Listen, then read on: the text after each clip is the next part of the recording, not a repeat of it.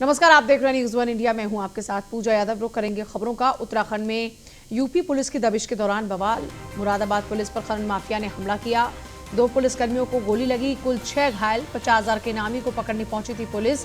खनन माफिया जफर का पीछा कर रही थी पुलिस। पीछा करते हुए जसपुर में दाखिल हुई यूपी पुलिस। ठाकुर द्वारा पुलिस जफर का पीछा किया जा रहा था और जफर और उसके साथियों ने पुलिस पर फायरिंग की। पुलिस ने भी खनन माफिया पर जवाबी फायरिंग की। यूपी पुलिस की जवाबी फायरिंग में महिला की मौत हो गई। फायरिंग में महिला की मौत के बाद कई सवाल उठ रहे हैं और वहां पर नाराजगी भी लोगों की देखने को मिल रही है और लोगों की तरफ से लगातार नाराजगी जाहिर की जा रही है। अधिकारियों से लगातार सवाल पूछे जा रहे हैं। पीछा करते हुए दरअसल जसपुर में दाखिल हुई थी यूपी पुलिस और ठाकुर द्वारा पुलिस जफर का पीछा कर रही थी। जफर और उसके साथियों ने पुलिस पर फायरिंग की।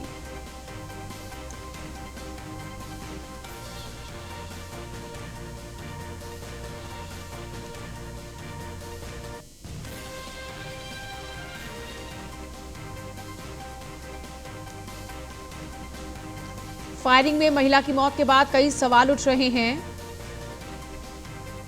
जसपुर के ज्येष्ठ ब्लॉक प्रमुख की पत्नी ही दरअसल ये मृतका। आक्रोशित ग्रामीण ने पुलिस वालों को बंधक बनाया।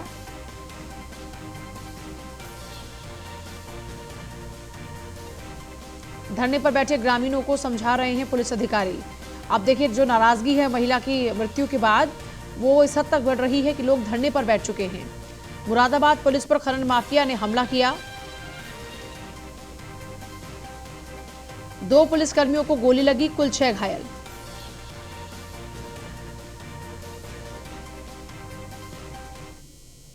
में 50,000 का इनामी था जफर, जो कि खनन माफिया था और उसी की सूचना पे हॉट परसूट में हमारी पुलिस टीम उत्तराखंड में गई थी और वहाँ पर उनका पीछा करते हुए जहाँ पर कुछ लोगों ने उनको हमारे पुलिस टीम को बंधक बनाया और फायरिंग भी की है।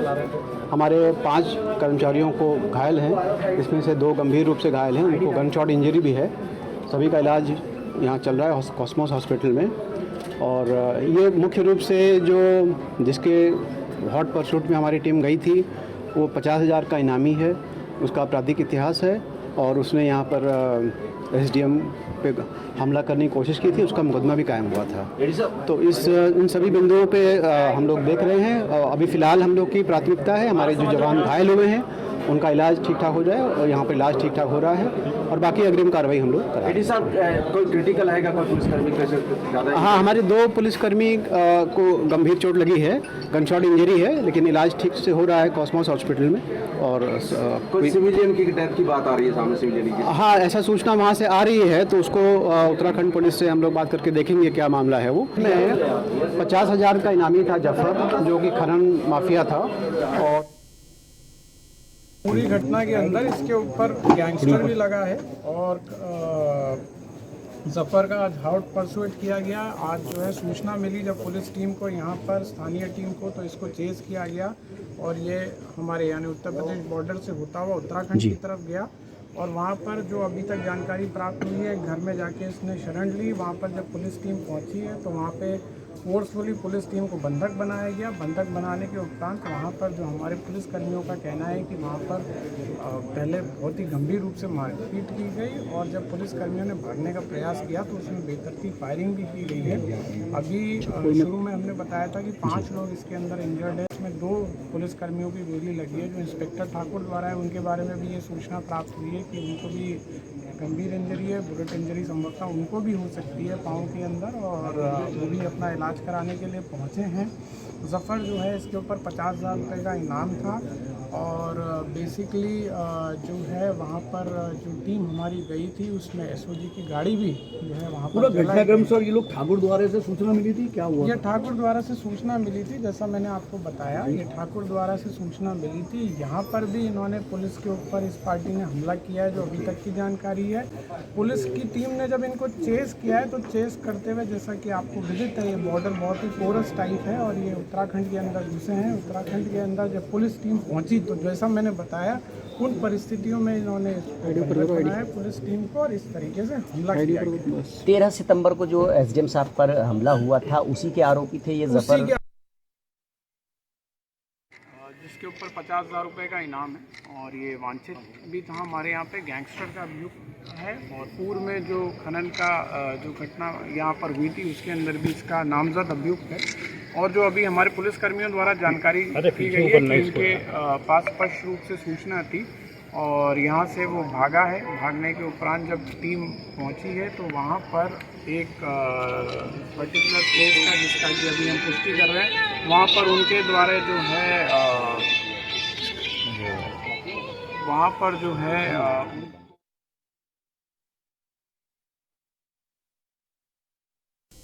देखिए, जसपुर के ज्येष्ठ ब्लॉक प्रमुख की पत्नी थी ये मृतका। ये मामला अब बढ़ता जा रहा है। आक्रोशित ग्रामीण क्योंकि अब प्रोटेस्ट करने लगे हैं, पुलिस वालों को बंधक भी बना लिया। धरने पर बैठे ग्रामीणों को समझा रहे हैं पुलिस अधिकारी।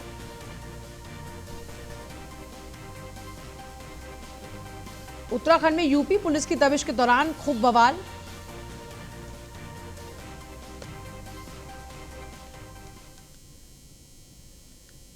अब आइए आपको पूरा मामला बताते हैं। यूपी पुलिस की उत्तराखंड में छापेमारी का ये पूरा मामला है क्या?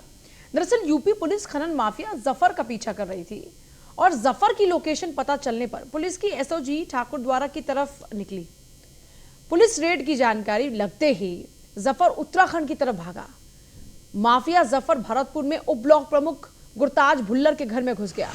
घर के अंदर से माफिया जफर पुलिस पर फायरिंग करता रहा।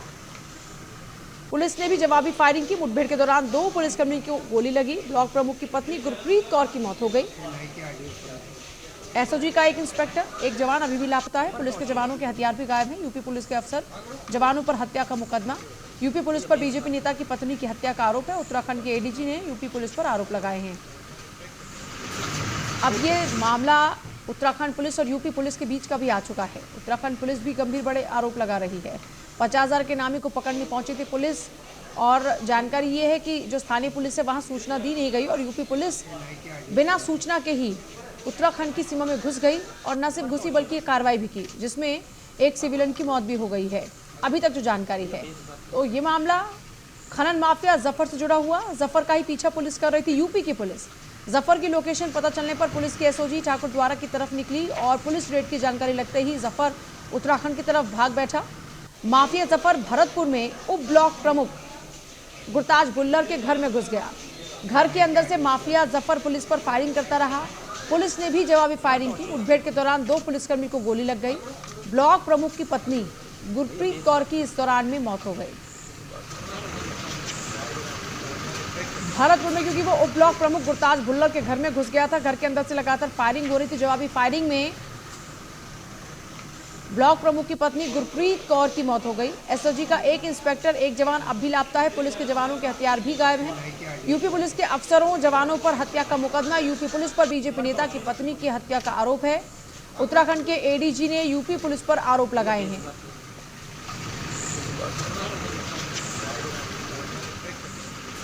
ब्लॉक प्रमुख की पत्नी गुरप्रीत कौर जवाबी फायरिंग के दौरान उसकी मौत हो गई। खनन माफिया जफर का पीछा करते करते पुलिस, देखिए आसान शब्दों में अगर आप इस पूरे मामले को समझना चाहते तो यूं समझ लीजिए कि खनन माफिया जफर जो कि 50,000 का इनामी है, इस जफर को पकड़ने के लिए यूपी की पुलिस लगातार उसका पीछा कर रही थी। जफर को ये सूचना पहले ही लग गई और जफर उसके बाद वहां से भाग बैठा और उत्तराखंड में जा घुसा और वहां पर ब्लॉक प्रमुख के घर में जाकर वो बैठा और यहाँ से वो लगातार फायरिंग करता रहा। जवाबी फायरिंग में पुलिस ने भी फायरिंग की और इसी फायरिंग में ब्लॉक प्रमुख की पत्नी गुरप्रीत की मौत हो गई। अब ये मामला लगातार तूल पकड़ता जा रहा है क्योंकि इसमें एक सिविलियन की मौत हो गई है। दूसरी बड़ी बात यह है कि जब यूपी पुलिस ने ये कार्रवाई की या इस कार्रवाई को जब अंजाम दिया, उस दौरान में दरअसल यूपी पुलिस बगैर परमिशन के, बगैर जानकारी दिए उत्तराखंड की सीमा में पहुंची और कार्रवाई की, जिसमें एक सिविलियन की जान गई। अब यूपी पुलिस पर कत्ल का आरोप है। सुदीप मेरे साथ जुड़ रहे, मेरे सहयोगी। सुदीप, ये मामला अब लगातार तूल पकड़ता जा रहा है। एक सिविलियन की मौत के बाद यूपी पुलिस पर सवाल उठने लगे हैं। जी देखिए, उत्तर प्रदेश के मुरादाबाद रेंज के अंतर्गत आने वाली ये थाना पुलिस की टीम थी जो कल एक ब्लॉक प्रमुख जो उधम सिंह नगर जिले के हैं, उनके घर के निकट जफर इस्लाम नाम के व्यक्ति की दबिश पर आई थी। ये 50,000 रुपए का इनामी बदमाश था, जिसको ठाकुर द्वारा पुलिस को अरेस्ट करना था, क्योंकि जफर ने 4 गाड़ियों को माफिया द्वारा छुड़वा लिया। माफिया प्रवृत्ति का है, 4 खनन की गाड़ियों को इसने उत्तर प्रदेश में छुड़वाया था जी। इसकी लोकेशन जो कुंडा थाना क्षेत्र में जो ज्येष्ठ उप प्रमुख गुरताज भुल्लर हैं, उनके फार्म हाउस के निकट की आई थी, जहां पर उत्तर प्रदेश पुलिस की टीम पहुंची थी। पर चूंकि सामान्य तौर पर ऐसा होता भी है कि दबिश के दौरान पुलिस ज्यादातर सादी वर्दी में होती है और कोशिश ये करती है कि नियरेस्ट थाने को सूचना न दी जाए, क्योंकि उसका कहीं मिशन या गोपनीय जानकारी लीक ना हो जाए और दूसरा किसी भी प्रकार से बदमाश भागने ना पाए।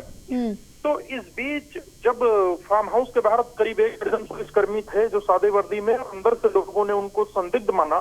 हालांकि वो यूपी पुलिस करके बता भी रहे थे, जैसा लोगों का कहना है। लेकिन इस बीच दोनों पक्षों के बीच कुछ विवाद जैसी स्थिति हुई, जिसमें फायरिंग हुई है और फायरिंग में जो एक महिला की मृत्यु हुई है। और इसके बाद महत्वपूर्ण बात यह है कि ग्रामीण जब मौके पर पहुंचे तो उत्तर प्रदेश के से जो आई पुलिस टीम थी, जिसमें एक प्रभारी निरीक्षक यानी इंस्पेक्टर और अन्य सिपाही आदि थे, उनको पकड़ भी लिया गया। लेकिन वो मौका पाकर मौके से भाग गए, फरार हो गए, क्योंकि देखिए जहां ये घटना स्थल है उससे उत्तर प्रदेश सीमा में प्रवेश करने में मुश्किल से 10 मिनट का भी समय नहीं लगता। तो वो अपनी सीमा में प्रवेश करते हुए आगे चले गए और इलाज कराने उत्तर प्रदेश के अलग अलग इलाजों अस्पतालों में भर्ती हो गए। ग्रामीणों की नाराजगी ये है कि अगर उन्हें गंभीर चोटें थी तो उत्तर प्रदेश क्यों चले गए इलाज कराने, यही कराते। दूसरा, जब हमने पकड़ के सौंपा तो वो बिल्कुल ठीक थे, उनके कोई चोट खरोच आदि नहीं थी, तो इतने चोटिल कैसे हो गए कि वो चोटिल भी थे और भाग भी गए। तो इस सारे वो मसले हैं। बहरहाल उधम सिंह नगर पुलिस ने इस मामले में मुकदमा दर्ज कर लिया है उत्तर प्रदेश के पुलिस कर्मियों के खिलाफ, और जो उप प्रमुख हैं उनकी FIR पर मुकदमा हुआ है। अब देखना होगा इसमें कानूनी रूप से कार्रवाई आगे किस प्रकार बढ़ती है। जबकि जो 50,000 का इनामी जफर है जो कि फरार है, उसकी तलाश तो उत्तर प्रदेश पुलिस कर ही रही है, साथ ही जो उसका घर है उसकी पैमाइश भी शुरू हो गई है। यानी उत्तर प्रदेश के मुख्यमंत्री बाबा योगी आदित्यनाथ का बुलडोजर जफर के घर पर भी चलने वाला है। तो ये एक संदेश भी है उत्तर प्रदेश पुलिस का और एक कार्रवाई भी है। हालांकि एक जो सिविलियन महिला की मौत हुई है वो बहुत ही दुर्भाग्यपूर्ण है और ग्रामीणों में इसी वजह से आक्रोश भी है, स्थानीय लोगों में। अभी भी प्रोटेस्ट चल रहा है वहां पर? जी नहीं, देर रात वो प्रोटेस्ट समाप्त हो गया था, लोगों को समझा बुझा के। अच्छा। जब DIG कुमाऊं नीलेश आनंद भरणे आए, ये बड़े मैच्योर और बहुत समझदार अफसर हैं, ये लोगों को समझाने बुझाने में कामयाब रहे। कुछ पुलिस की कमजोरियां और कुछ तकनीकी समस्याएं होती हैं वो भी बताई। इसके बाद स्थानीय लोग भी माने और जनप्रतिनिधि भी माने। DIG कुमाऊं नीलेश आनंद भरणे ने यह आश्वासन दिया है कि मामले में उचित कार्रवाई होगी। इसके बाद ग्रामीणों ने जो उन्हें 74 पर जाम लगाया था उसे समाप्त कर दिया गया है, लोग सड़कों से हट गए। बहुत शुक्रिया सुदीप आपका फिलहाल पूरी जानकारी।